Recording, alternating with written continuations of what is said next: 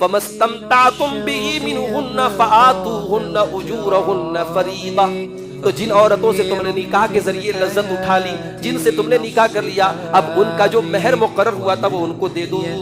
مہر کا دینا ہے، اور یہ مہر خوشی خوشی دینا ہے۔ وَآتُوا النِّسَاءَ صَدُقَاتِهِنَّ نِحْلَةً، اپنی بیویوں کو ان کا مہر خوشی خوشی دے دو۔ اب یہ مہر کتنا ہوگا؟ شریعت نے کوئی لمٹ نہیں بنائی، یہ کم بھی ہو سکتا ہے، زیادہ بھی ہو سکتا ہے۔ آج کہیں کہیں مہر کا بھی بڑا مسئلہ ہے، کہیں مہر اتنا کم ہے، لڑکے والے حیثیت والے ہیں، لڑکی والے حیثیت والے ہیں، مہر کتنا ہے؟